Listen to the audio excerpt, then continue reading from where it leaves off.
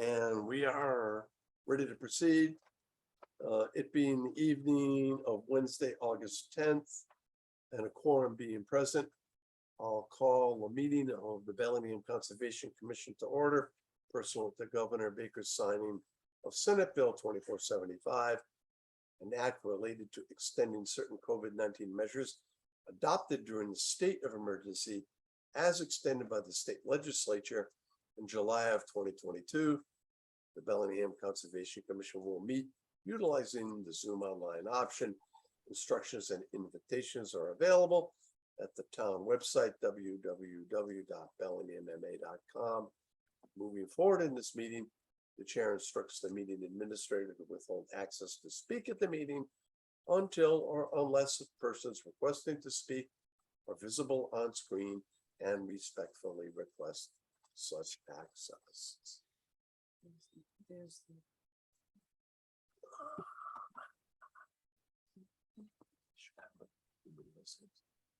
Yeah, but I don't know what policy DeSimone is. Don't know either. Open up that hearing.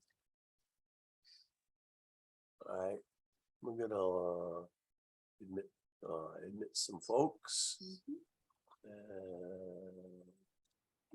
Okay. Everybody's fine. Well, we have a quorum. We have 4 members. Can you put everybody's picture in? The cameras on. Cameras. Okay. The Bellingham Conservation Commission will hold continuations of public hearings in accordance with the Wetlands Protection Act, General Law, Chapter 131, Section 40. Excuse me, and the Bellingham Wetlands Protection Bylaw on the notice of intent for the proposed removal of a 12 by 35 foot section of an existing building, construction of a new 32 by 35 foot addition, installation of a new water line, new septic pipe, and minor grading located within a 100-foot buffer zone to bordering vegetated wetlands at Assessors Map 94, Parcel 51, 31 Portheria Street, Bellingham. Paul DeSimone, Colonial Engineering, Medway, Mass. Has submitted the filing on behalf of Social Villa Properties, Blackstone, Mass. The continuations will be held online via the Zoom option on Wednesday, August 10th at 7.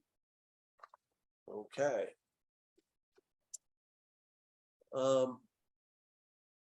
Well, the applicant's representative is not present. I just need to name Our administrator just I sent him an invite, so. sent them an invite, making sure that he's aware of the meeting tonight. But I'll recap the project.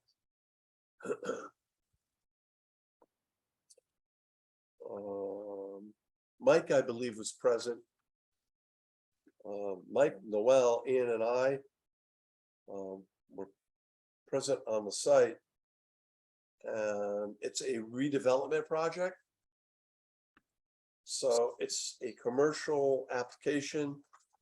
The project site has been in use as a garage for 60 years. Goodness. What was that? What was that? Ian. Okay, Oh, okay. as long as everything's okay. Okay. No, I gotta say here, I can't go with that. He has something to say. Yeah. Okay. And so the water service was actually between 2 lots. One of the lots was owned by the person who owned the garage, and they sold that lot. So they needed to come up with a new water service. The town of Bellingham agreed to provide the water off of an abutting street. And because they're going to be slightly expanding the building, they're putting in a new septic system. And the project triggered the need for the stormwater management checklist. Mhm. Our administrator advised them that they were going to need to do that, but they decided to proceed at risk. And DEP said, well, no, it's a commercial industrial site. You need to do that. You need to fill out the checklist. And they did fill out the checklist, and because it's a redevelopment project, they have to meet the standards to the best. The best way that they can, the most practicable means possible. And because the existing site is not paved, it's gravel, and it's been gravel for all these years, technically it's pervious. So and the administrator distributed the information to everybody. And I'm sure everybody had an opportunity to peruse that information. I don't know if anybody has any questions or comments. The applicant's representative is not here, so they can't answer them. However,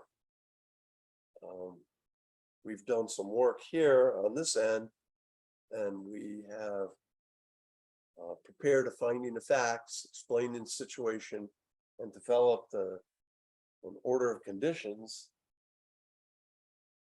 So if there's no questions or comments, Have they met all the standards for the state then, or not? Well, you did get a copy of the report, so I'm sure you took a peek at it. Right, yeah, but I thought that they were still. Thought they were still protesting up to the nth hour there. I'm sorry, Were they not going to continue to protest? They were going to comply? That was my. they did. They did, They okay. submitted. That was fully resubmitting. I remember all fully meeting. I just wasn't sure if it met everything that they had to do in that. I saw they were doing some things, but I wasn't sure if they stopped short of doing No, everything. they did, Okay, and they complied with the letter of the law. The Yeah, the stormwater, so I don't know, you must have got this book, right? the whole book? No, that's like digital. Should be in your Dropbox, tell me. Oh, Dropbox. Yeah, right. Yeah, Oh, okay. Like you're mailing it to us. All right, so in there is the Yeah. checklist, and the applicant will explain how they meet each of the standards. And then they go into detail in the back of the report on Okay. supporting their claims. All right, yeah. So the administrator and I reviewed the submitted information, and based on what we saw, we developed a finding of facts and an order of conditions. The finding of facts explaining to DEP, who will be reviewing the order, why we came to the decision we came to and what the hearing process was. And then the special conditions, it's a buffer zone project, relatively simple. And So did anyone else have a chance to look at that? And we just would like to have somebody else's comments. I looked at the plans, more than the report. I didn't read through the whole report. I'm actually now looking at it again. I did see, yeah, I read most. I have a question about the soils. No. No, they did include an O&M plan, so okay, that's fine. Yeah. yeah, I think one of their complaints was that the septic system is really massive for the application that's presently there on site. And the way the Board of Health calculates the size of the system, it's based on the number of garage doors that are present. Right. And so what were there, 4 or 5 garage doors? So the system is massive, but really 2 people work there. So they were like, why do we really need to do all of this? Well, required. It's the threshold. If all the customers show up at the same time and they all want to use the restroom, it could be a big flow. What can I say? That's it. I don't know. Yeah, I don't either. Thanks for that visual, Mike. Yeah, lined up for service and for other things. Anyway, yeah, Yeah, let's move on. Yeah. So flush that thought out of your minds. Go ahead. so if there are no further questions or comments,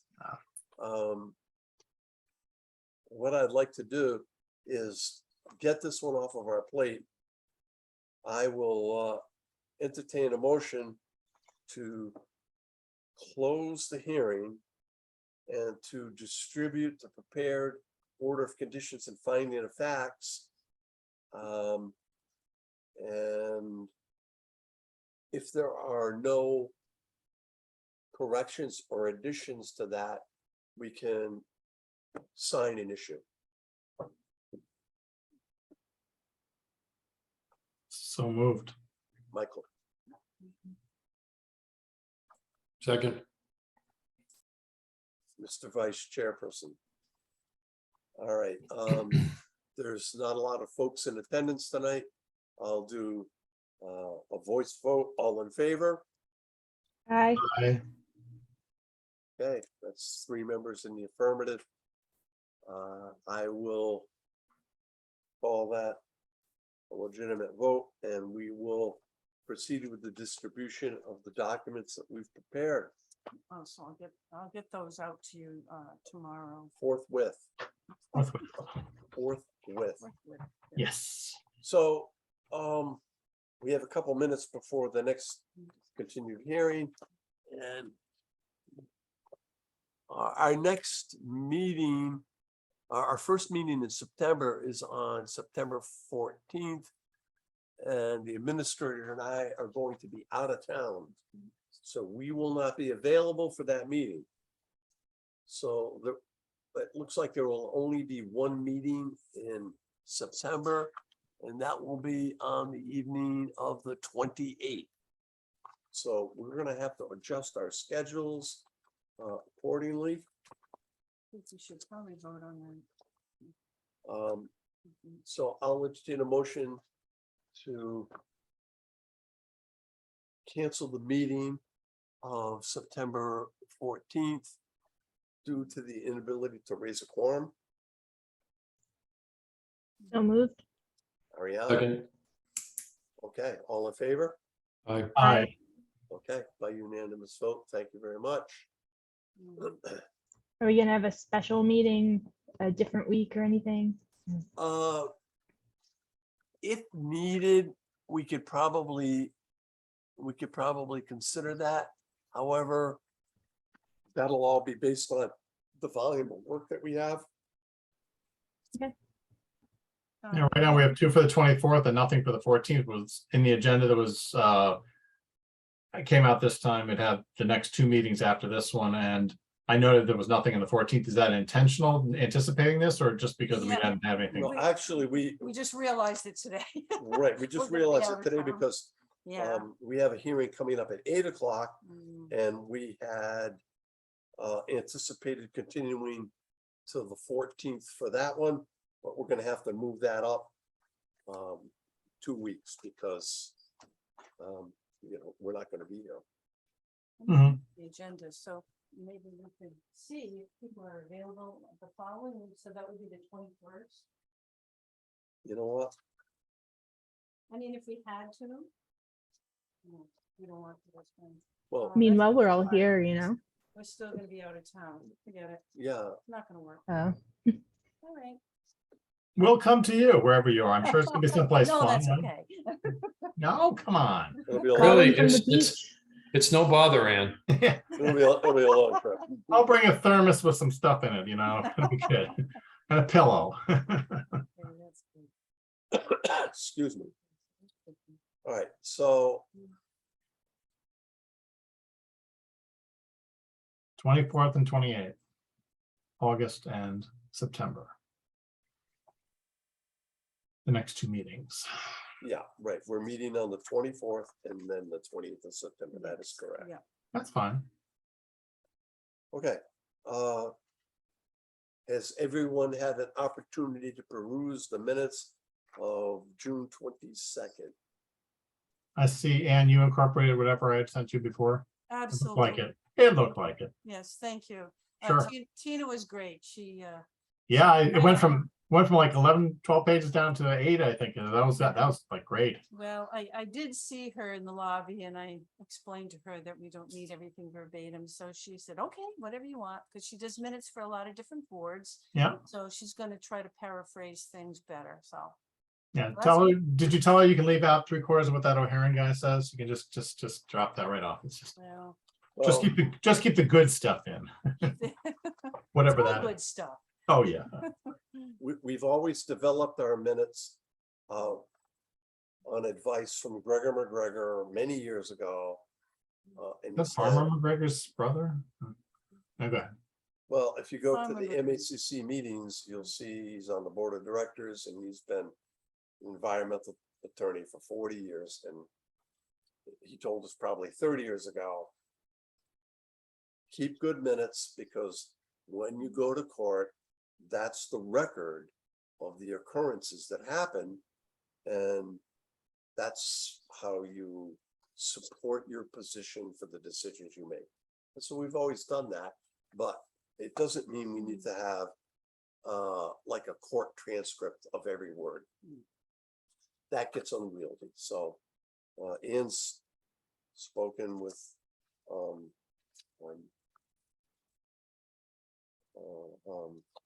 person taking the minutes and Tina. Tina, Yes. and she understands, and we'll be able to work this all out in the future. hopefully. So if there are no questions or comments, I'll entertain a motion to accept the meeting minutes of Wednesday, June 22nd. So moved. Second, Third. Third, It's Well, kind of like all in favor. I guess that's a unanimous vote, but I'll Pretty call much. for it to make it official. Motion is second, all in favor? Aye. aye. Aye. Okay. Unanimous vote to accept the minutes. Okay, so that's good. Okay, We'll have to, we're gonna have some things to sign. we will have some things to sign, so. When will they be ready? We're gonna need all of the signatures. So. When will they be ready? Well, I have the drafted special conditions and finding of facts that we just talked about. I have that ready and hopefully anything else that we need to get. When do you need them signed by? I'm in COVID quarantine. You're in COVID quarantine? Yeah, my coworker tested positive today and was suffering succotash over my desk yesterday. It's gonna be a few days. All right, well, Oh, that's not good. Could always do the bubble boy, and The bubble. you can drop the papers and then walk away, and then I'll come pick them up and sign them and then walk away after I drop them with a clean like hand wipe, and then you can pick them up, you know, whatever works easiest for you. Well, you're only a secondary contact, correct? I mean, you didn't test positive, did you? Not yet. It's going to be a few days before I Right. would if I was going to test. Me we So don't need that. No, we don't want to do that. Okay, well, how about if I send out an email and I'll see if I can get you, just think about when you guys would be able to meet, even if it's on Saturday morning, I'll be very happy to accommodate you at the office. So we can get some of this. We have that enforcement order to sign too, correct? Correct. Provided, That's 2 documents at least, yeah, assuming we agree. So we have that, we have the permit for Pothier Street. And we have something coming up later this evening. An RDA that yeah, we'll need to well, sign, we'll have a determination, so we'll have So- at least 3. right? So these things will need to be signed. So whenever's best for you guys, just let me know, Mike, sometimes you're able to get out of the office, so. Perhaps, some of it will be ready on Friday if somebody can make it on Friday, otherwise Saturday. But we're gonna need the signatures because we're shorthanded. How late are you working Friday, Ann? Because I have to go to Boston early, but I'm planning on turning around and coming back out fairly early in the morning, How- late how late about- morning. How about tomorrow? Are you around? I could do tomorrow. All right, let's just do tomorrow then. I'll go over the stuff with you. Is that okay? All right, yeah, I'll be down there fairly early because I have to be at the library at 11 to do some setup for the sale, book sale. What time Okay. would you like to be there, Mike? I will- Okay, 9:14. Okay, got it. I'll see you. She'll be there at 9:15. Okay, don't keep me waiting because I'm such an impatient guy. Okay, Well, she's gonna add on minutes. sure, Commissioners were late there we go. today's meeting. All right, so that's at least one. That's a good start. Yeah, that's very good. that's a start. That's We'll have to wait for Ariane to be cleared Yeah. and Noel Mr. and Vice Brian. Chairperson, I'm not sure when you might be available.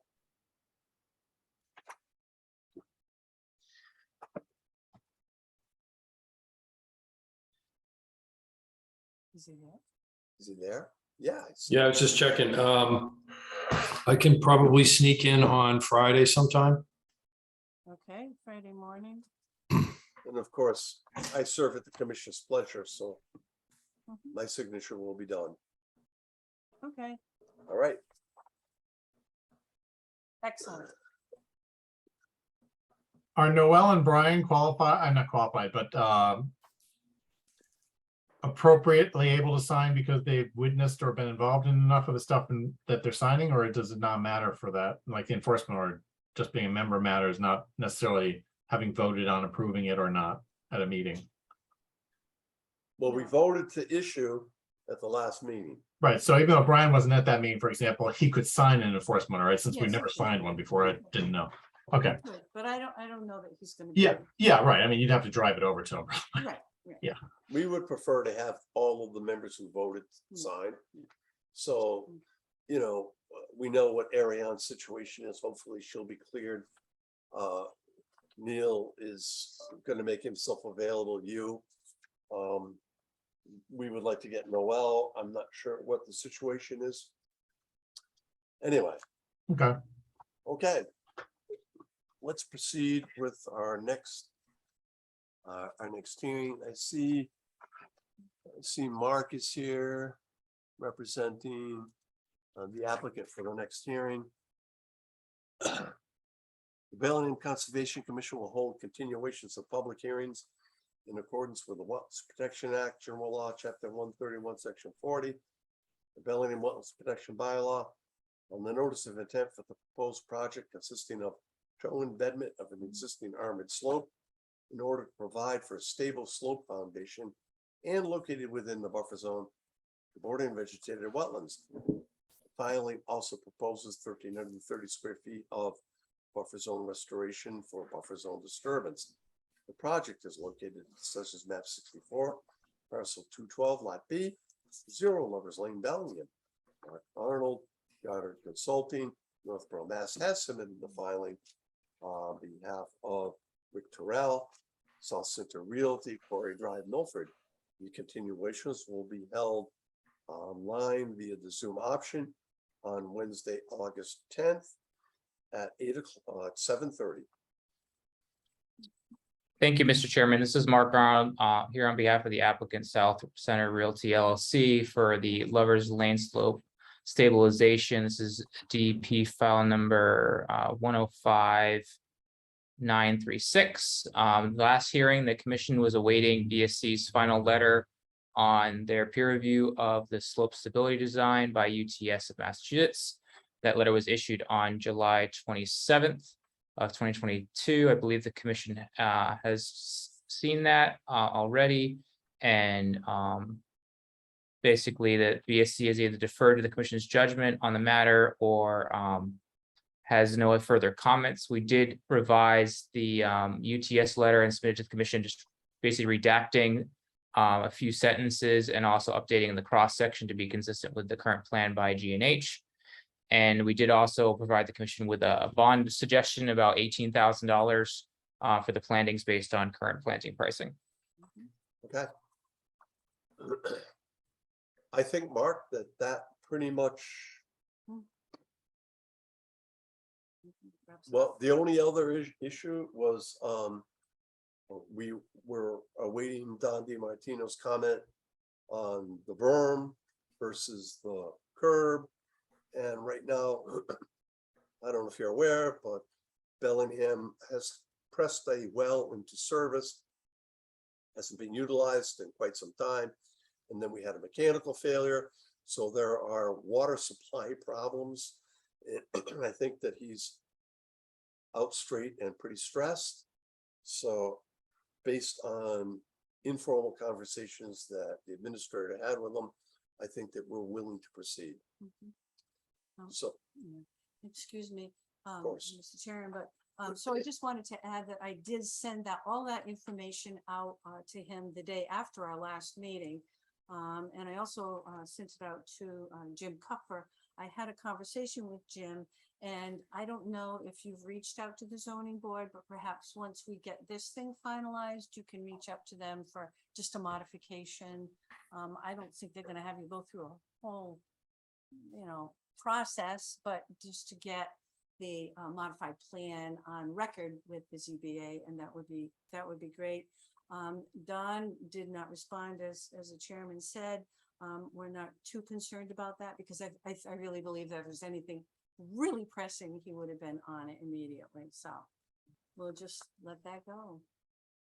That sounds good. The applicant's intent is to go before ZBA to make sure that this can be amended as part of the decision, so that way it's clear with them what's being proposed here. Good. Yep. So Mark, what we're gonna do, like we usually do in these situations, is we continue the hearing. And at our next hearing, we'll have the order prepared. That way, oh. Thank you. Are there any other questions from members of the commission?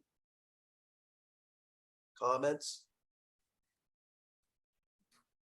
I will add that this has been a lengthy process, but we feel that we have done our due diligence. We have been thorough to protect the interests of the town. It's a little bit of an unusual situation, representing two different departments. But I think we are satisfied that based on the engineering reports that we've received and the mitigation and restoration efforts that Goddard is going to be undertaking, that we've assured that all the performance standards have been met. So there's no other questions. What we'll do is, Mark, we will have the order prepared at our next hearing. We'll open and we'll close, just in the event that we get something from Don DiMartino that says we need to have this. At least we can react and have a quick change. Okay, that's fine. And if you could circulate the order, the draft order, that would be great, just so I can just make sure, that everything's there. Mark, we don't do that. It was a nice try. I don't try to stick things into the orders. I just try to make sure that things are covered. So that's my concern. I don't like adding to orders of conditions. You guys do a good job at writing them. I'm just making sure that there's that they have everything dotted and crossed, and not from our end. We don't want to have any confusion later on. So. Well, I could certainly suggest, if you were that interested, that perhaps you could draft something up and send it to me, so then I'm covering all your points. But you don't have to do that. I'd be glad to write the order of conditions. We've done that for other towns. There's towns that help, and so they ask us to just draft it. So we draft it and we put in the basic conditions that you see, and then they look it over and they rip things out and add things in, and then they issue. Sure. Well, I think that we have a lot of revised documents and plans. So I've worked really hard to keep those organized. Yeah, if you want, Ann, you could at least send me the list of the documents you're going to cite in the order with the dates, just to make sure that those cross-referenced correctly. That's not the order, it's just what's being cited in the order. That way I can make sure that you got the right ones, and the most recent ones. So that's not That'll help you. information. I mean, or if you, I mean, I could send it to you too, but it may be better for you to check it. If you make the list, then I can confirm it's correct. Well. all Whatever, right, whatever helps. Yeah, I'll think about that. I thank you. Okay, so, if there are no further questions or comments, I'll entertain a motion to continue the hearing to the evening of August 24th at 7:45, at Um, which time, Can I change that Well, to yeah. 7:30? 7:30, Could I change that to 7:30? okay? I'll entertain a motion to continue the hearing to the evening of August 24th at 7:30. At which time we will have the order previously distributed, prepared for signature, at which time we'll close the hearing and issue. So moved. Ariane, Second, Neil, Mike, the other Neil, yeah. the other Neil, okay. All in favor? Aye. Neil? No, No? no, Oh, okay. Can you tell us why? Yeah, I don't feel that this, I don't feel this is, I'm not supporting of this entire process on this application, so I don't see any need to move it forward. Well, I just, that's okay, but if it affects, the permitting of the denial of a project, we have to have it based on the performance standards.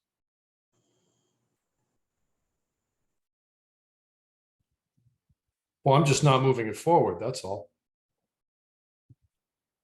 so is there information that's missing? No,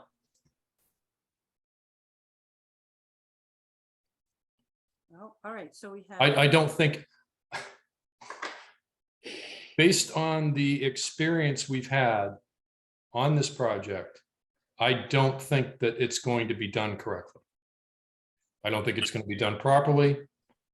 And when it fails, I don't want to be associated with it in any way, shape, or form. Nor do I think the commission should be either.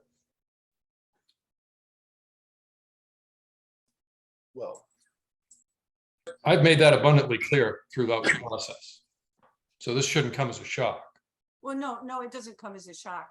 We Okay. just, from an administrative point of view, that's why I was just asking you if you had it based on them not meeting the performance standards, or, something that would be, something that would be a good. I don't have any confidence that they will meet the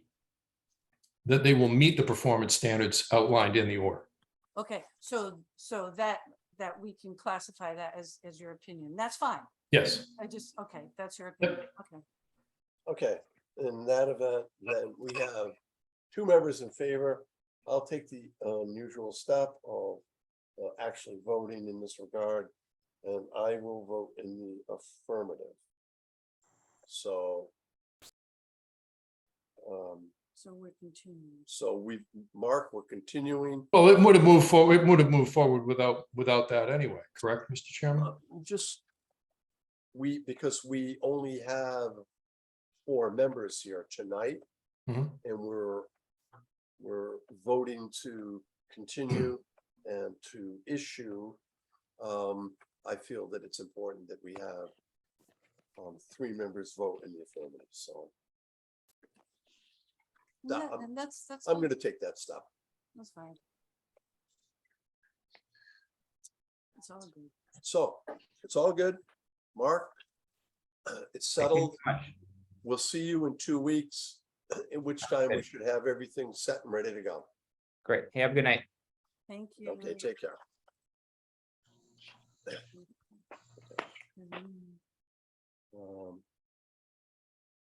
have, Mitch is here. Steve, did you let Steve in? yeah, Steve is here. Hi, Steve, can you hear us? Yes, can you hear me? Steve, we you're can very hear you. late. You're late. Well, Paul tried for over half an hour and he kept telling that the meeting hadn't started yet. And then he called me and then I tried to get it for like 15 minutes, so. He tried to get on 7 o'clock.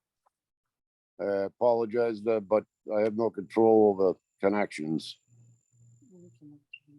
Okay, well, so here's what happened. We broke down what's occurred, Steve. Ran the timeline, talked about the site inspection. Talked about DEP, the need for the filling out the providing the stormwater management information. And you've done all of that. So in advance of the hearing, the administrator and myself have worked on a finding of facts and special conditions, and we have that all set. So we voted to close the hearing and sign and issue the prepared document. We just need to distribute it to the commissioners and make sure everybody's okay with it. So you're speaking of the order condition, is that correct? Yep. Okay, so is there anything further we need to do on our end? Well, I would imagine that this order will be sent to you or to Paul. Okay, Who gets the order? yeah, we can record that. If you send it to us, we'll bring it to Dedham. Okay. Well, I appreciate your patience and all, and thank you. We apologize for the delay. We did have a little bit of a delay starting the meeting at 7. We apologize for that. That's all right. Like I say, it's not in any of our control whether these electronics work the way we want them to. That's true. Well, thank you very much, and have a good evening. Thank you, Alrighty. Steve. Take care now. You too. Okay.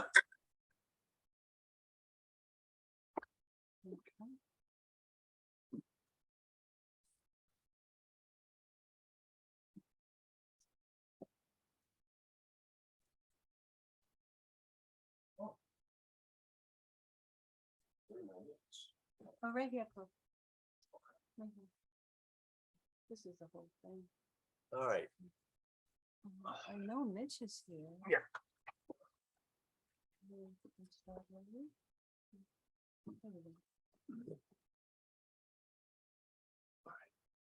Hi, Mitch. Are you available? Are you?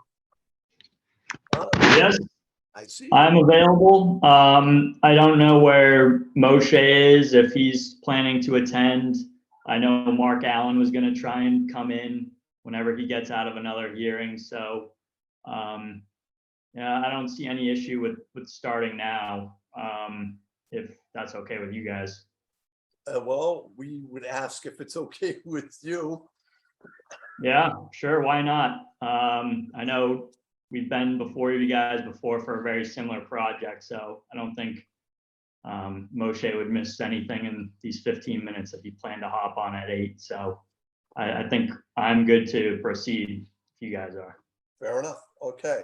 In that case, with your agreement, the Bellingham Conservation Commission will hold public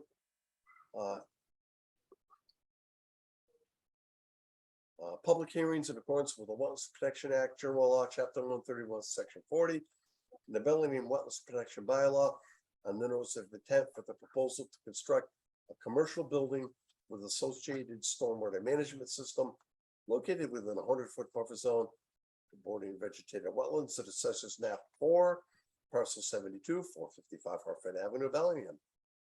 Mitch Mezzalanka, Goddard Consulting, Northborough, Mass. Has submitted the filing on behalf of Moshe Tyus, Durham Properties, Milford, Mass. The hearings will be held online by Zoom option on Wednesday, August 10th, 2020 at 8, but beginning at 7:47 due to advancements in our agenda. So if you'd like to make an overall presentation, that would be awesome. Sure, I'd be happy to. So I'll share my screen, get the site plans up. That's okay. Absolutely. I will have to do that.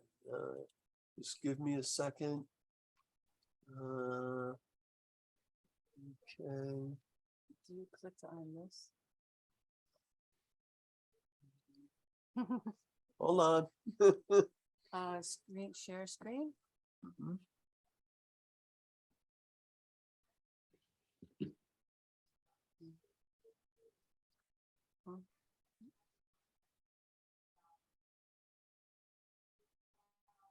Okay, how's that? Yep, looks like that'll work. Okay. Thank you. Okay. All right, so here's our proposed automobile repair service building.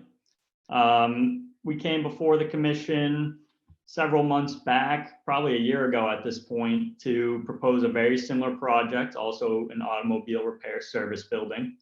And what ended up happening was we were getting some peer review reports back from BSC, which you guys had hired on your behalf, to review the project, and most of the concerns with BSC were related to stormwater. Then the applicant decided to withdraw the application and sort some things out without remaining within the public hearing process. So we have refiled the very similar project. We now have Mark Allen from Allen Engineering and Associates designing the civil engineering for the project. So that's his site plan that you see on the screen now. And the hatched area in this picture is 455 Hartford Ave. That's the site locus that the project is proposed on.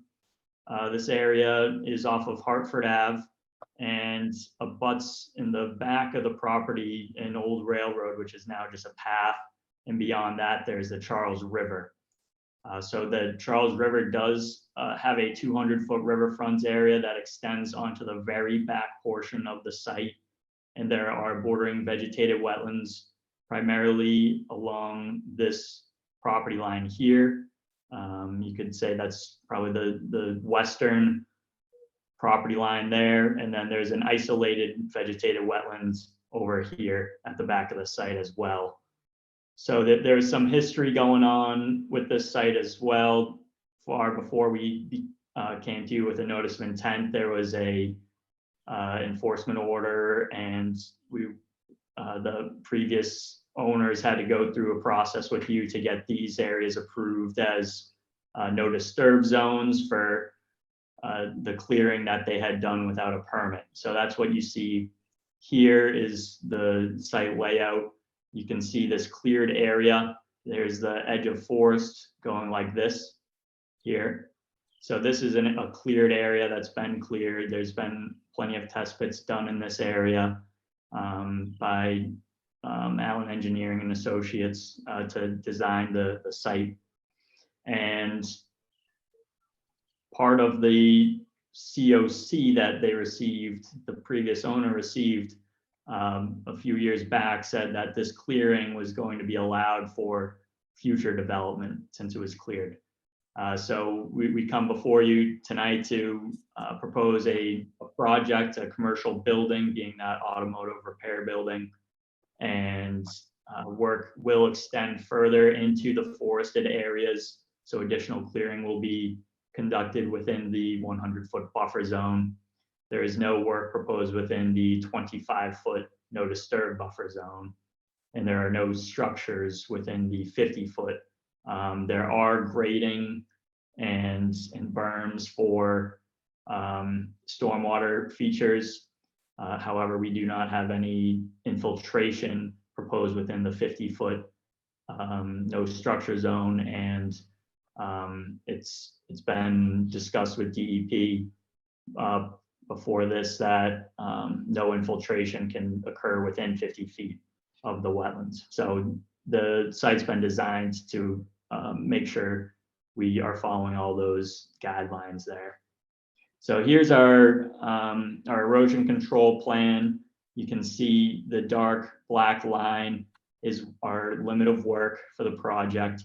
So it goes deep into the site, into a big pine forest back here. There's also oaks and other mature trees back here. And closer up here, there's mature hardwood trees. So this is our proposed building footprint here. As you can see, the vast majority of that building is outside of the 100-foot buffer zone, except for this tiny little corner here. So the other impacts that are going to impact the buffer zone are going to be from the parking lots for the building and the stormwater management for the building. So the structure remains almost nearly outside of that 100-foot buffer zone. You can note over here that this is one of the no disturb areas, and we are remaining outside of that no disturb area. You can also note that this smaller no disturb area will not be disturbed. Just for reference, this is the 200-foot riverfront area boundary, and we will be remaining outside of the 200-foot riverfront area as well. So I'll go to our next page here. This shows a bit more detail into where parking areas are going to be and where the general footprint of the stormwater features will be. So you'll enter the site here and you can drive around this parking lot, and there's parking spaces here, here, and in the rear of the building. And we're going to have dumpsters in the far back. And I know one of the concerns last time we were before the board in the first notice of intent filing last year was you guys didn't want any leakage coming from the dumpsters and going towards the buffer zone over here. So Mark Allen has taken note of that and said he has addressed that concern so that whatever leakage there is does not flow over into the natural buffer zone. It remains in the paved area. So this plan also shows snow storage. That was another concern of the commission's, is where snow would be stored during the winter. And we have snow storage here just off the side of the parking lot. We have another larger snow storage area here also off the parking lot. And we have a snow storage area in the rear of the site over here.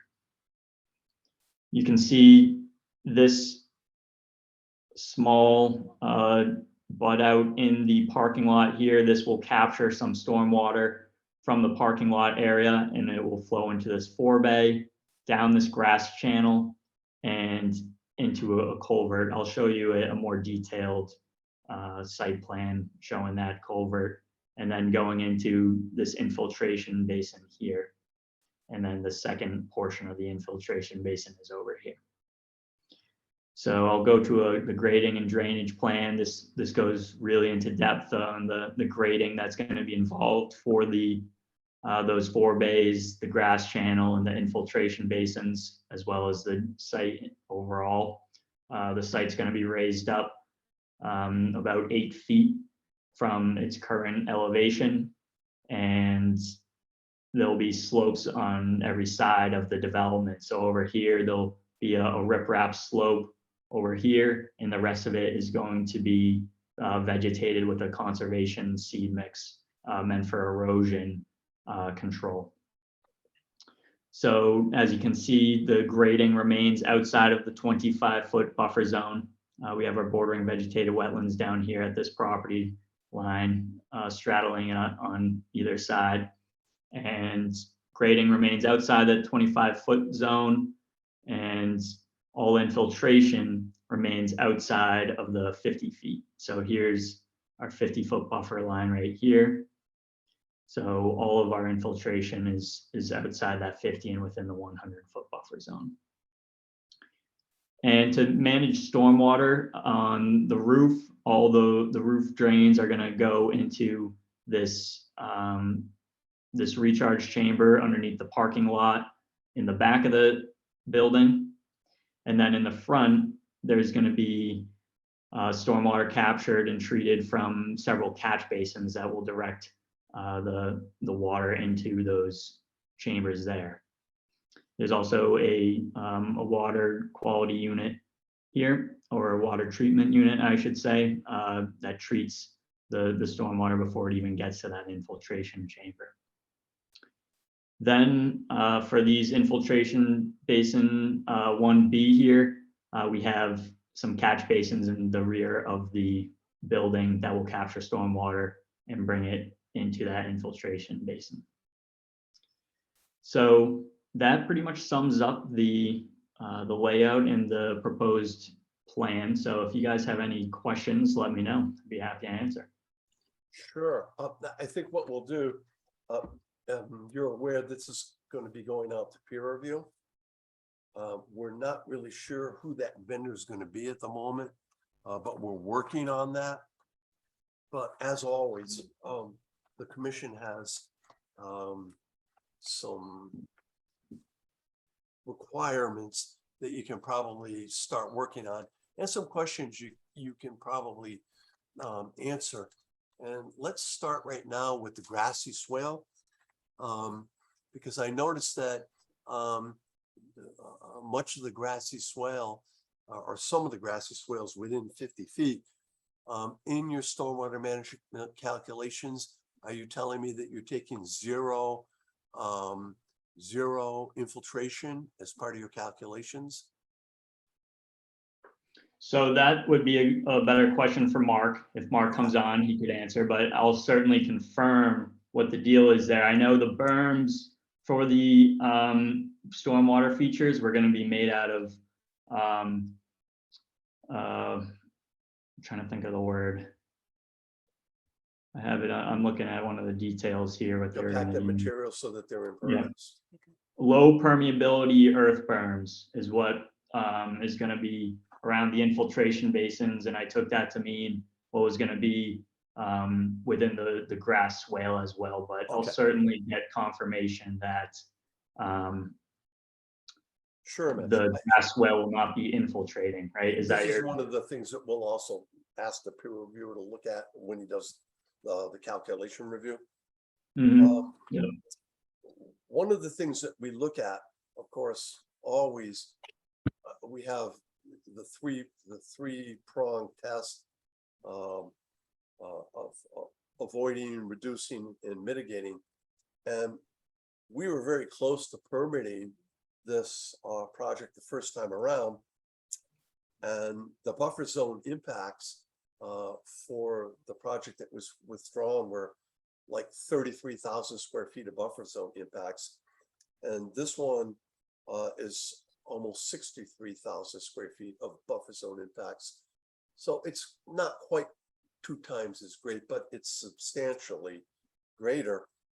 And in the 25 to 50, and this is where it really becomes a little problematic, it was 6,500 feet in the first project that we reviewed, and now it's over 19,000 square feet.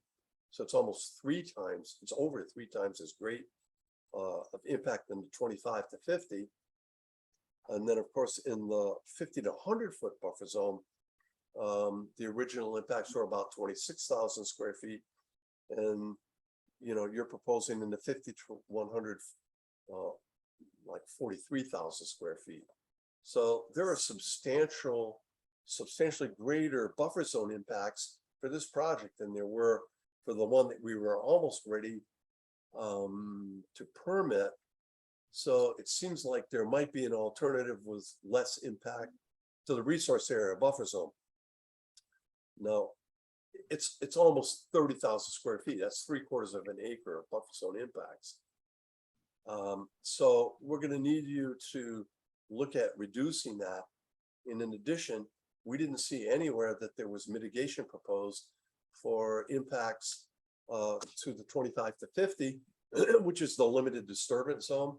Impacts therein are required to be mitigated. So these are just things, these are just our first observation. Additionally, in the original filing, there was no additional tree clearing, and it looks by our calculation to be about 48,000 square feet of additional tree clearing, and that's, again, that's a substantial impact.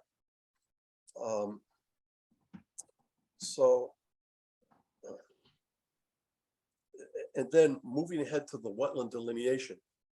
The original wetland line, I believe, is done in 14 or 15, and you've redelineated that wetland line. Do you know if were there changes? Will you be able to provide us with some information relative to the amount of changes that occurred in that wetland line? We know that the wetland lines are never static, but we would anticipate that over the period of 6 or 7 years, they would be relatively consistent. Is there a way you could do that for us? So when I walked the site, I actually didn't shift any flags in the past few years that I've been working on this. So I have reissued wetland border reports just to reiterate that we've evaluated the wetlands, and so I don't believe we shifted any flags. Was there a spot that you noticed that you think did shift there? So we saw the reports, but what you're saying is that the results of your delineation was consistent to the delineation that Nicole Hayes did originally. Yes, that is correct. Yep. Okay, that was one of the things. Another thing, this is more of a planning board issue than a conservation commission issue. But if memory serves, they have something in their stormwater bylaw section relative to the prohibition of using above grade stormwater management systems. You probably need to contact the town planner to verify that. That could be a little bit of a problem. I didn't have an opportunity to look up the planning board information on that, but you may want to do that because it's something that we'll ask our peer reviewer to look into as well. So we're giving you a head start on that. Hold on, Cliff. I think I might have some people trying to hop into the meeting. You see Reuben or maybe Mark, maybe Moshe? All right. But yeah, I do appreciate you giving me the heads up for all this stuff. I'm taking down all the notes. Okay. Excellent. All right. I need to see who's waiting. Okay, so Reuben. Okay, Reuben is here, and Mark Allen is here. Okay. So Why are there 2 Reubens? I have no idea. We've invited them to participate. Okay. Hey, Mark and Reuben. So they asked if I could start early, so I offered to just give them the rundown of the plans. I figured you guys wouldn't mind, since I was just going over the first initial discussion, and then they just started getting into some comments that they would like us to address. That being, we've increased the square footage of disturbance in the buffer zone. They'd be looking for some mitigation for impacts within the 25 to 50 foot buffer zone for the impacts that we have within the 25 to 50 foot buffer zone. And then they also were talking about talking with planning board about a certain prohibition on above grade stormwater management systems. Okay, Mark Allen with Allen Engineering, thank you very much. Hi, Mark. Hi, how are you? I apologize for being a few minutes late. I was on an Uxbridge Conservation Commission Zoom, so I apologize. No problem. Yeah, I don't disagree with anything, Mitch, that you just suggested. I guess my only question is just looking around the Zoom room. I'm not sure if any abutters are here. I'm just procedurally, I just want to make sure that the hearing was opened at 8 o'clock, just so, and nothing got missed by any abutters. Was that the The case? hearing was open about 10 minutes early. It's still open. It was Perfect. advertised for 8. So if there are abutters here, and I don't see any, No, same. well,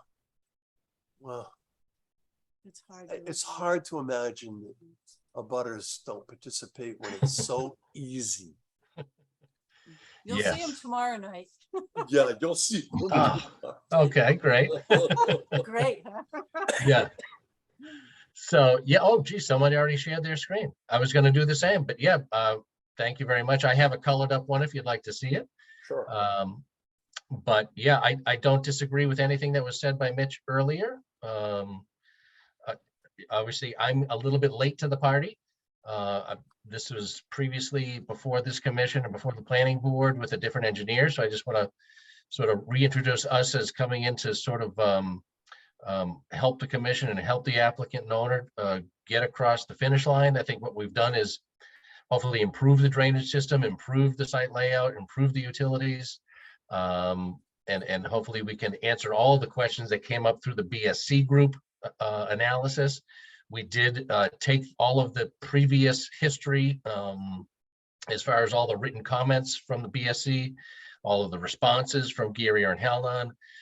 We really made a concise effort to make sure that we sort of read the concerns before we submitted this set of design plans. So I'm hoping, or I'm assuming, that we're going to send it back out to BSC group just for consistency's sake, and hopefully look forward to getting some positive feedback and kind of continue the process to get this project through.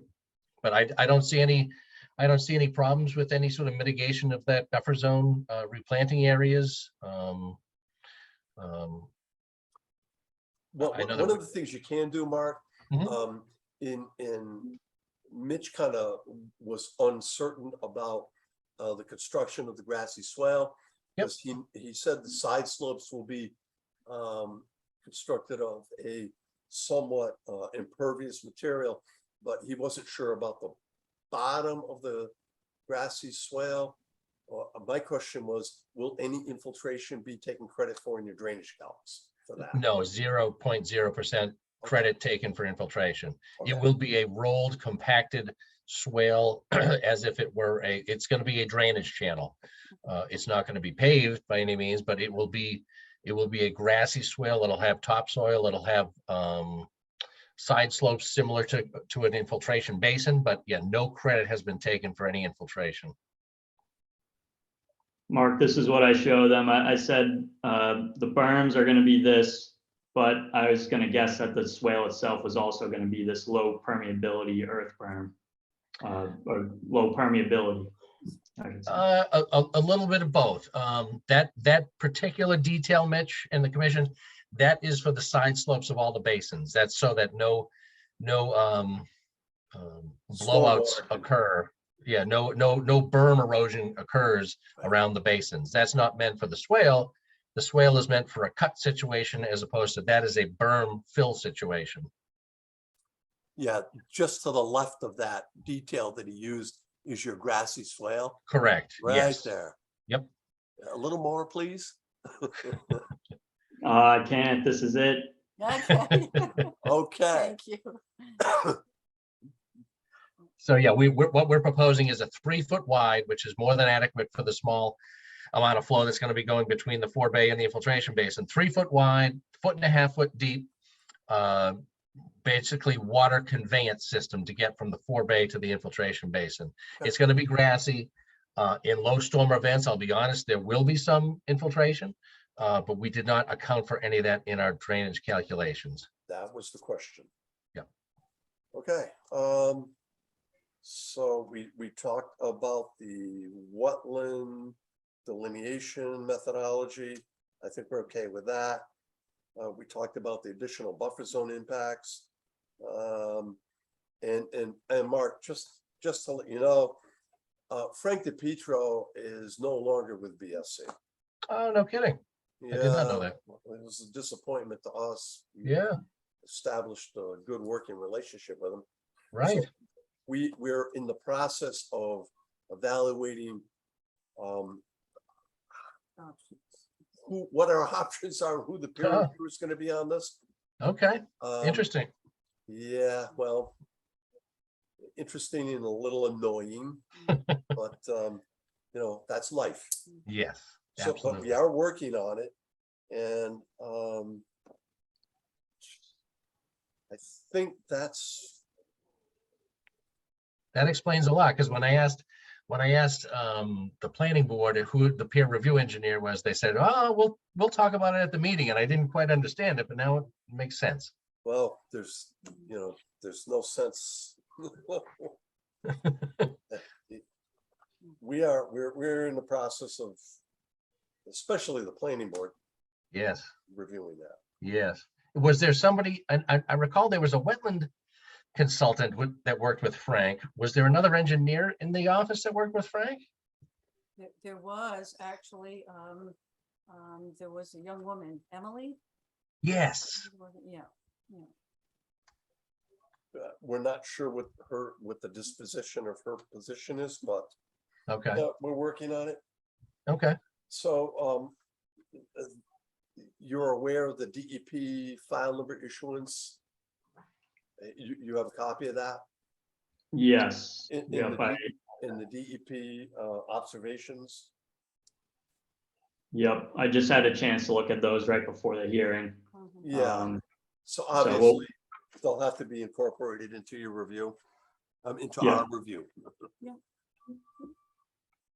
But I think,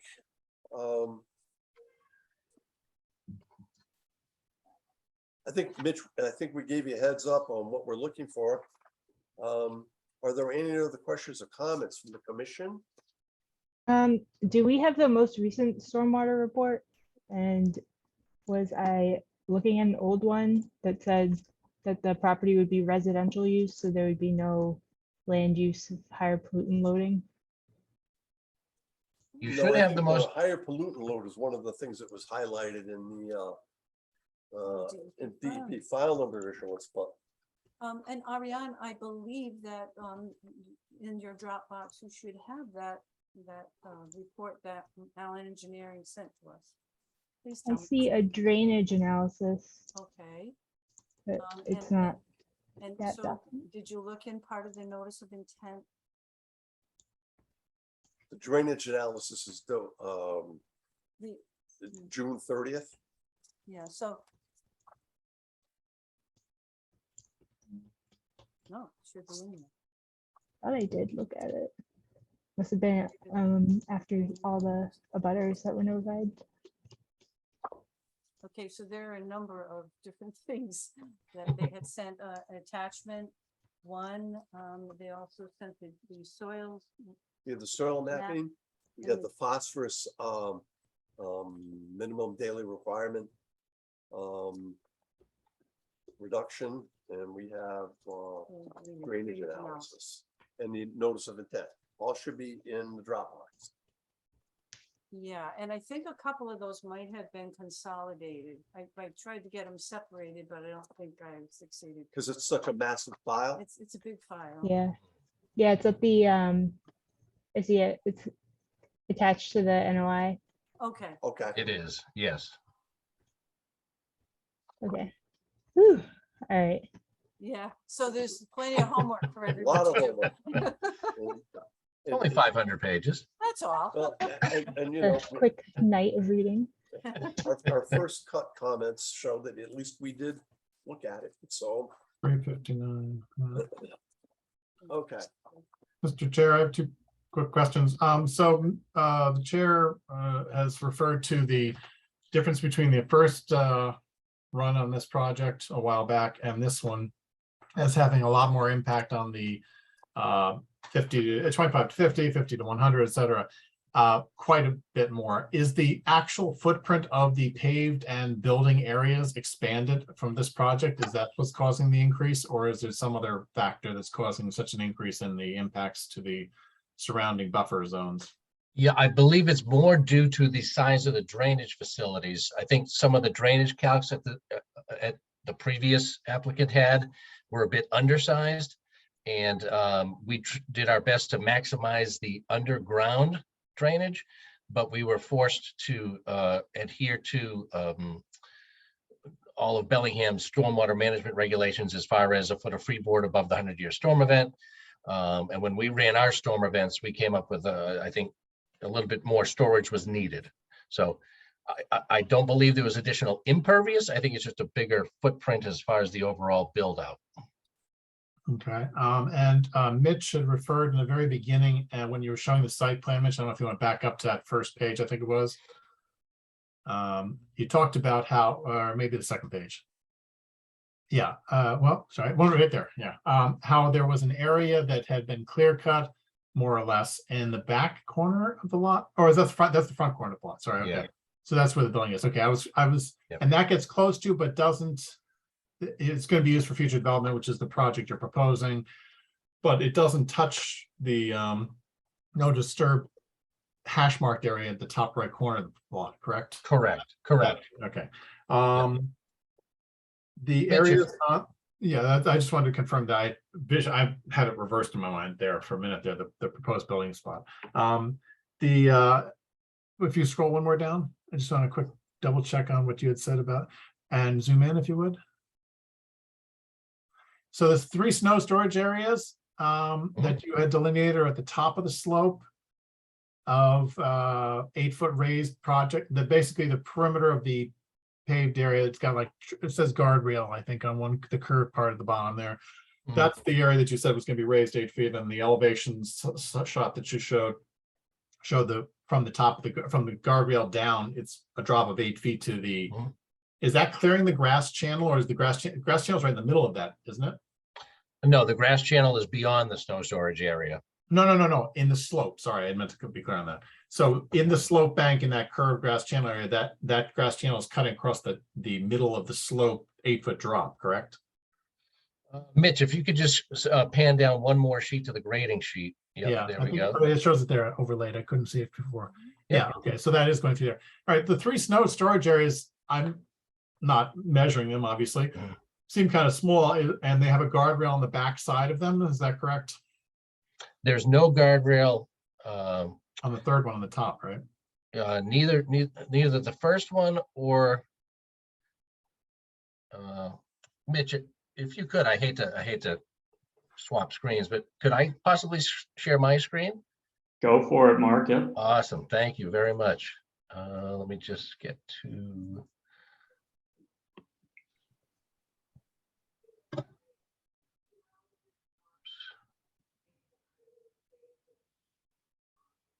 There we go. So this sort of shows the. Nice coloring, Mark. You stayed on the lines and everything. You wouldn't believe how long this took me. Oh, I believe. My 15-year-old takes full credit. So yeah, this grass swale is in this location here. And the snow storage area is 3 of them. One here, Yeah. there's no guardrail here. Okay. And then the second snow storage area is here. And I purposely left, there's a little guardrail here to here to here, but I left this area open for the snow storage and then picked up the guardrail again here. So plows can bring in here and they can bring in here. And then the third snow storage area is in the back where there is no impediments.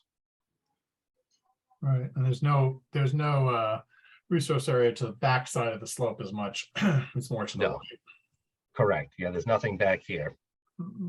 As the board, the commission is well aware, I have an issue with an elevated site near bordering vegetated wetlands or resource areas for snow removal piles being designated without some sort of measure to keep the piles from being pushed over and down the hill and the contaminants that they have in them. Eventually, maybe even in the spring, causing some impacts, negative impacts in the resource areas. My other, so that's an observation. I'm not asking a particular question at this point in time or asking you to do anything, but that's an observation. The second observation is, I had asked this during the first hearing on the basically same floor plan. The question I thought was very straightforward was engineering question. I thought, how much snow can you pile there? And meaning, if you had a 6-inch snowstorm, could you pile everything in the snow storage areas without having to haul it off site? If not, then obviously in the O&M plan, it would have to state explicitly that any snow that exceeds that snow storage areas would have to be removed off site and properly disposed of. Yes. Did you guys calculate? But just curious if anybody had ever calculated that. I know you're new on this project, Mark. But... Yeah, no, I did see that comment in my research, and I had not seen that request made before, only because like rainstorms that would carry the same contaminants in a typical rainstorm, wash away any oils, grits, sediment. That obviously can be calculated with storm events. Snowstorm events don't have a standard of measurement, and they're a little bit different in the fact that some meltage occurs. So to actually quantify, I mean, you can quantify a volume that could stand there, but as the storm event comes and goes and evaporates and melts, it's hard to say what exact storm event can handle it, similar to what a rain event can do, because that's a lot easier just to kind of, nothing's evaporating, nothing's melting with rain. It's just rain comes in, rain goes out. So I think you hit the nail on the head that once these available snow storage areas get maximized, the O&M plan has to be, and I mentioned this to Mitch earlier on our call, we have to have that caveat in there that it just has to be removed from the site.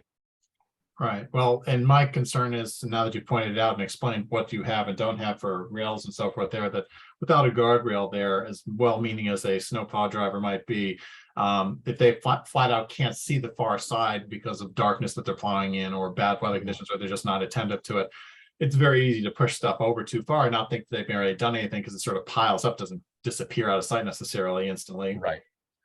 So I think something needs to be done to address that. They're saying that they should remove it from site if they've already pushed stuff over down the hill, and it eventually melts off, as you said, and disappears. Damage may be done at that point in time. I just want to reiterate on the quote unquote damage part. It's precipitation that falls from the sky, not unlike rain.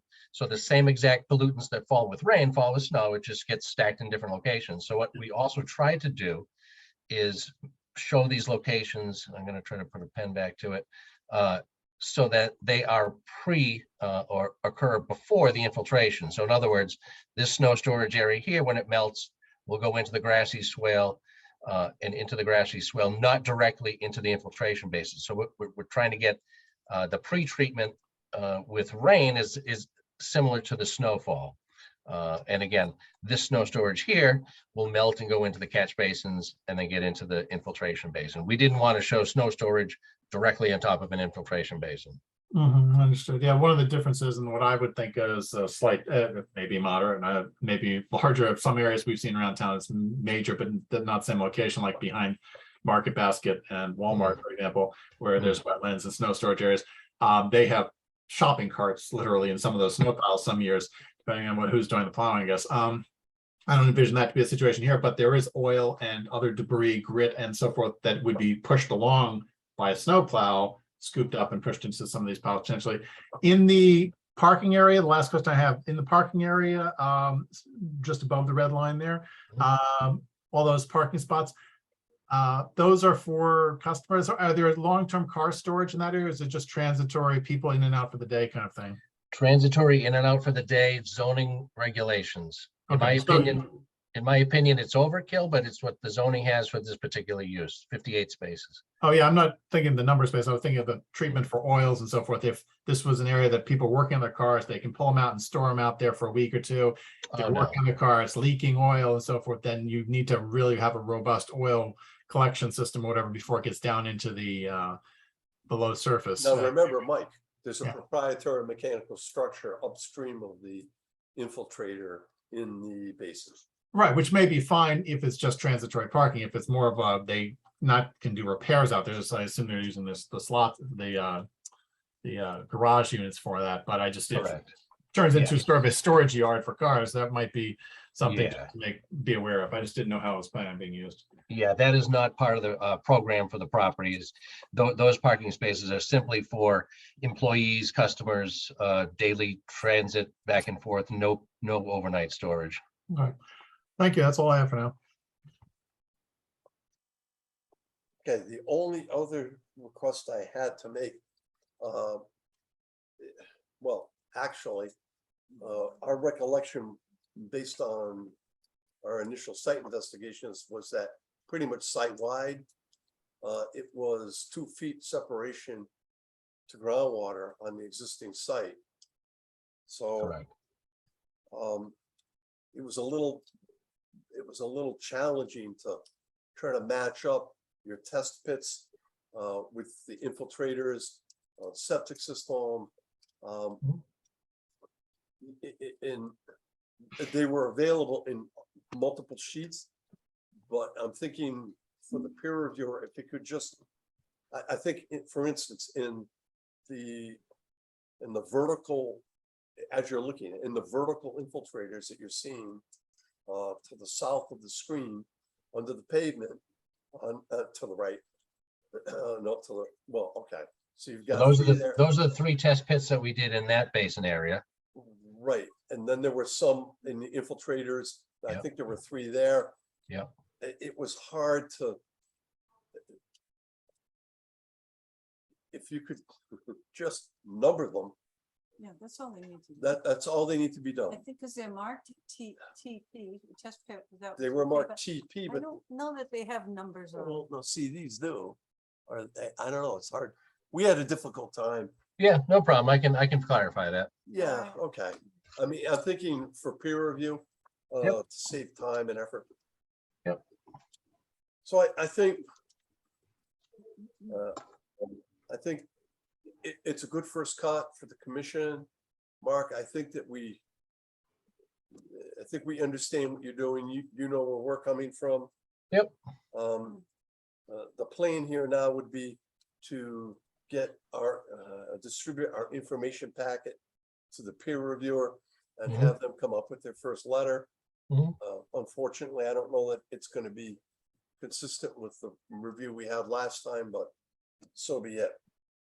So, I know you weren't here earlier. We can't raise a quorum for the evening of September 14th. But that'll give our peer reviewer time to review the information, hopefully provide a comment letter that you can address so Mhm. that when we meet on the 28th, we can continue to move the project forward. Okay, so we're looking at a continuance of September 28th.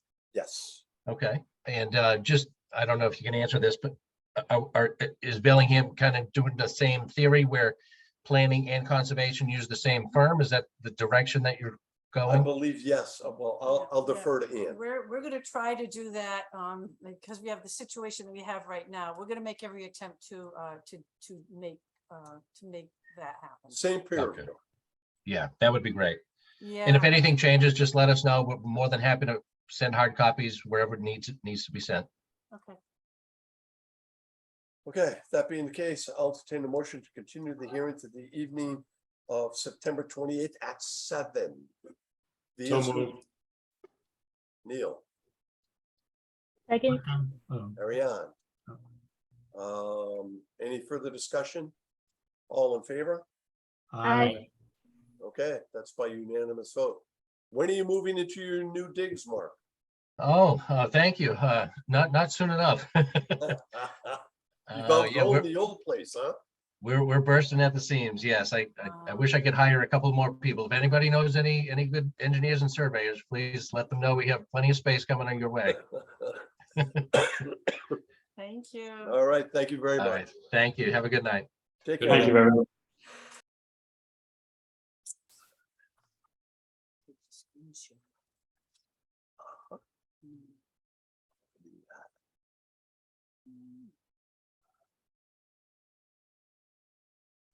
Yeah, Paul Giroux there. This mic can pull this. There you go. Hello, Paul Giroux is on. Paul Giroux. Paul's here. Hi, I'm Paul. here. How are you? Maybe one of our commissioners can. do the plan.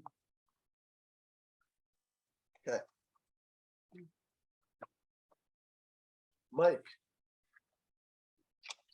Mike O'Haron, Yes. can you access your Dropbox and, unless Paul has the ability to, I think he's using his phone. Paul, you're using your phone? Yeah, I'm at work tonight, so I am on a phone. Yeah, I Okay. got the Dropbox. Hang on a second. I'll get the right one Thank up you. there. We'll All right, have- well, while you're accessing that, we'll have to let him- Which one do you want? The The RDA, field the RDA plan. plan or the DOA? The RDA plan, please, but I don't know if you can put it on. I think you can. I believe I can. Hang on. Didn't you just take them off? Oh, there's- Oh, it says hope disabled participant screen sharing. So you All got right.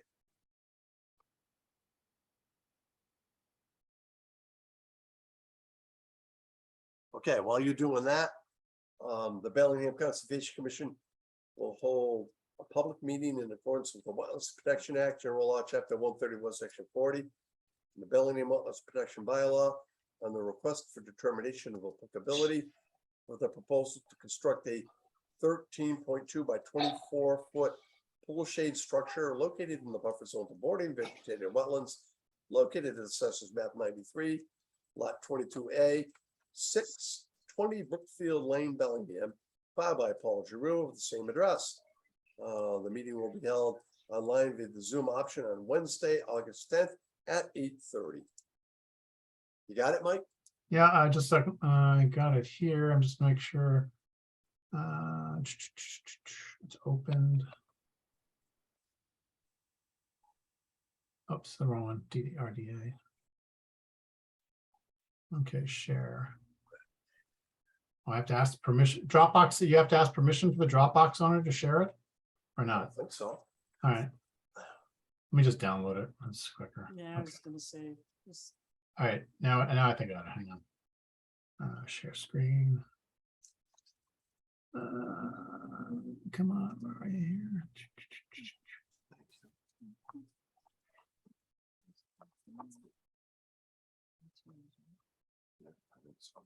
Got it. Downloads. Oh, here we go. Hang on. It's not the one. Hang on.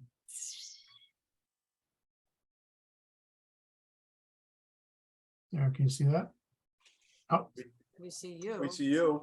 show it. It closed the showing window just as I got the thing up there. Let me do this again.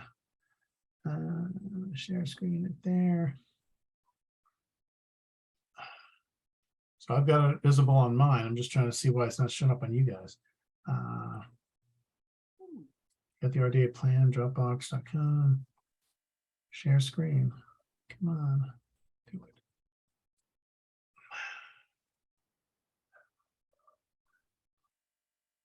Okay, well, we got, something's trying to. Well, now we've got your computer with the. There, how's that? That's it. Wonderful, excellent. Oh, yay. Hey, Yay. pick the right one. Okay. Thank So you. what do you want to see?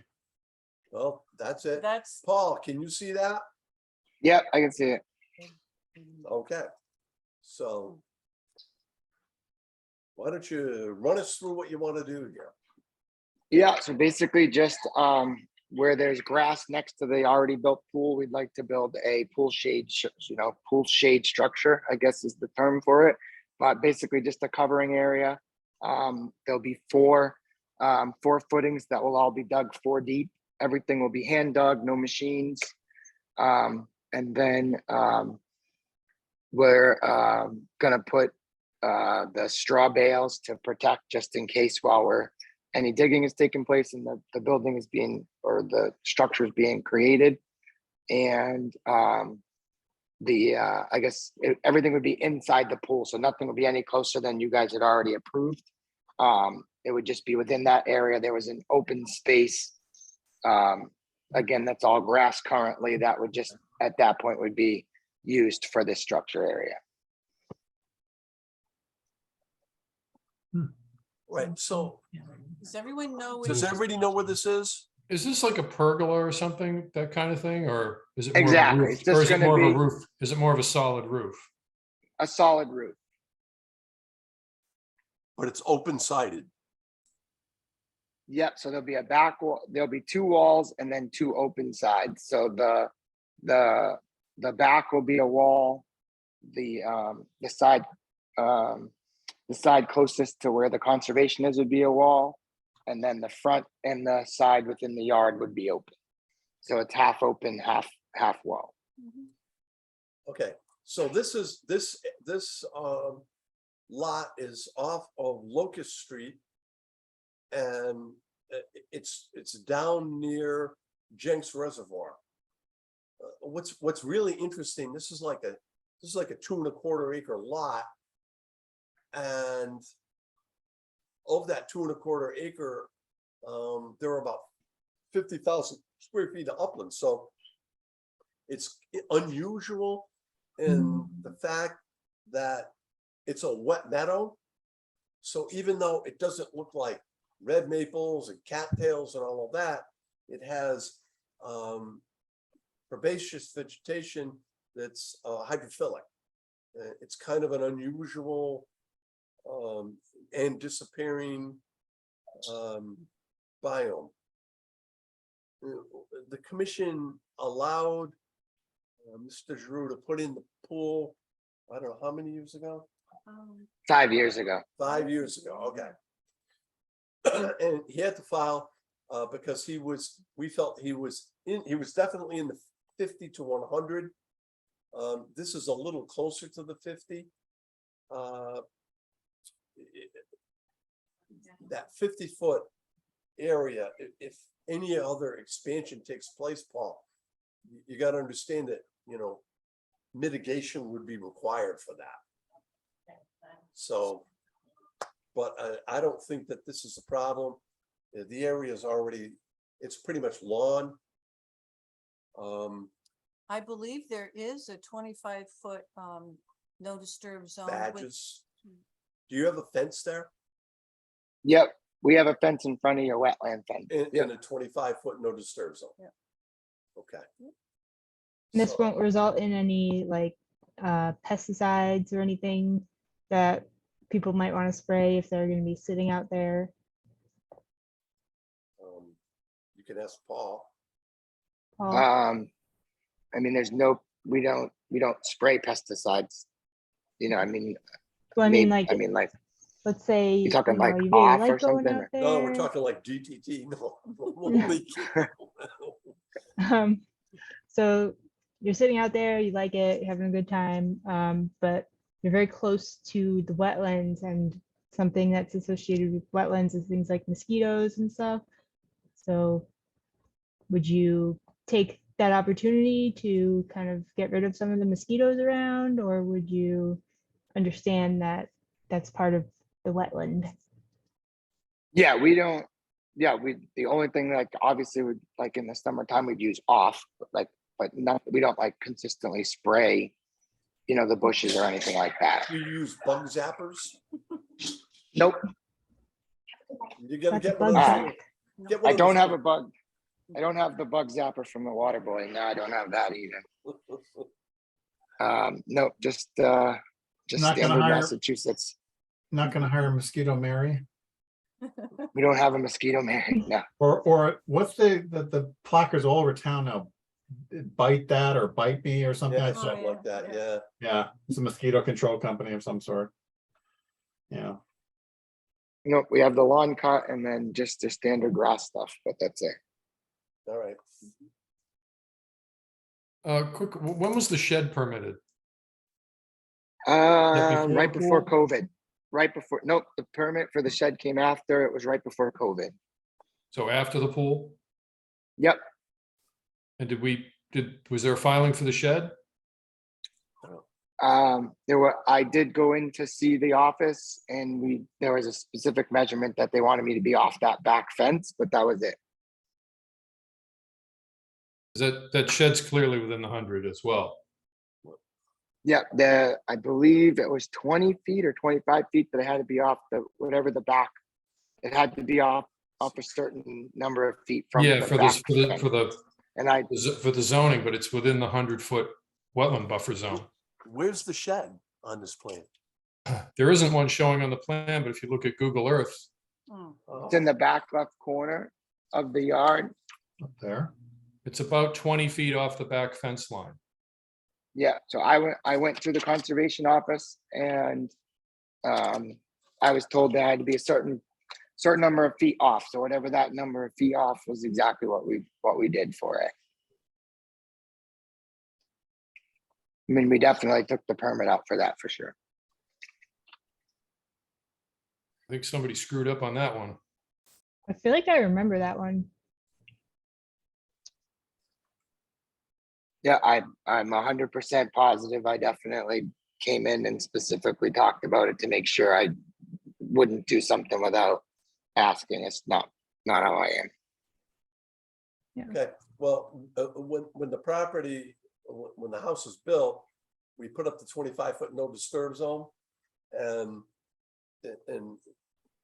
lately, we've been a little more vigilant about protecting the 25 to 50.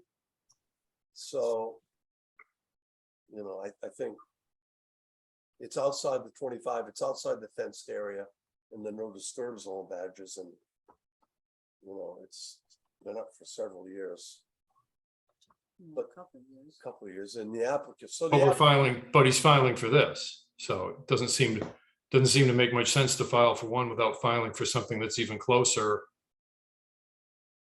Just, this is probably Was bigger. the just an shed- observation, just an Wasn't the observation. shed just like one that you buy at Home Depot? And like put down? It was Reed's Ferry. It was so it's from Reed's Ferry. So there's nothing in the ground. Oh, so other- you got know, a good it one. sits- You I got a buy- good one. I remember this Yeah. project. Okay. Yeah, no, I definitely took out the plan. I definitely took out the permit for the town. I definitely went to the conservation office and was told the specific amount of feet to be off that back fence line. And we made sure we did everything that was asked for sure. Okay. Well. So.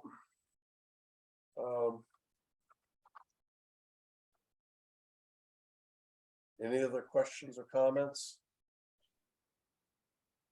No, it's a planning department, building department thing that we had this come up a long time ago.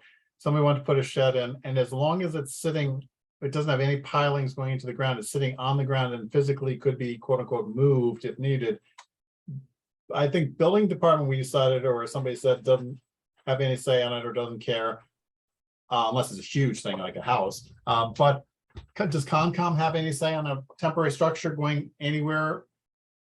I mean, that's set somewhere, they're not disturbing the ground even per se, they're just setting things there. Because we don't regulate lawn furniture, for example, that's a small thing, obviously, but movable things. Yeah, I mean, the principle's the same. We've never gotten involved. We usually deal a little bit more with permanent structures, with foundations, excavations, footings, even sonotubes. That's something Right. where you're gonna get, but I mean, I don't particularly remember this, but I just remember our bylaws called that out that specifically as the other point. I mean, yeah, a permit should be pulled for stuff that's gonna impact it. But do we specify, you know, what does and doesn't qualify is what I was trying to get I at. don't think it's specified in the regs. Yeah, just curious. Should be non-significant. Yeah, I mean, for certain things, there are presumptions of insignificance, so. Well, a movable shed, Paul, does your shed sit on the grass or is it out into the woods, so to speak? No, it sits in the back corner of the grass. Oh, Yep, and it's off I forget if it was 20 or 25 feet that we needed to be off the actual the wooden fence that you guys have. That's, you know, kind of right by the wetland or by the conservation land. All right.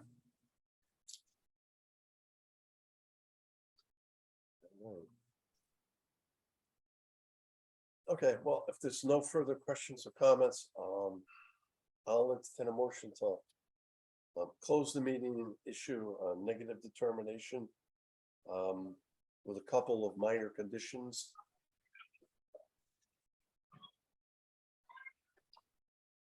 So moved. Michael, Second, Marianne? Further discussion? Okay, all in favor? I, Aye. Okay, by unanimous vote. We're all set. Now, Paul, as I indicated, excuse me, Go ahead. as I indicated to you in the office, we have to get this permit signed. So Yep. You said that, you asked if you could put up your erosion control, that's fine, because you're not gonna be digging in the soil. So you can go ahead and put up the straw wattles, that'll be fine. And then as soon as I get this thing signed properly, I will give you a call and we can make arrangements to either have it mailed to you or picked up. Yep, that's fine. Just give me a call and the woman in the building office knows once you get your part done, she's gonna do her part. So that's great. Okay. Okay. Thanks, everybody. Have a good night. You too. Take care. Bye-bye. Do everything. Okay. Think so.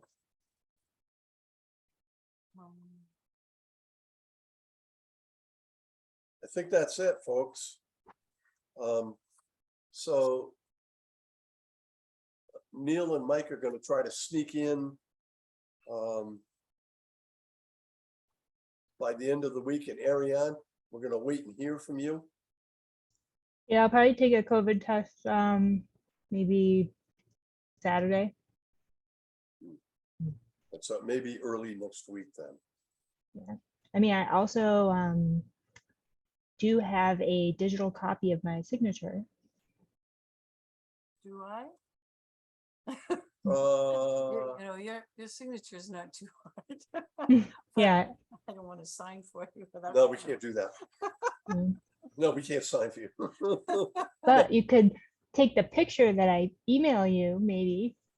And then trace that out onto paper. They won't even take copies. Okay, Some so of print them it are out now. and then write over it with pen.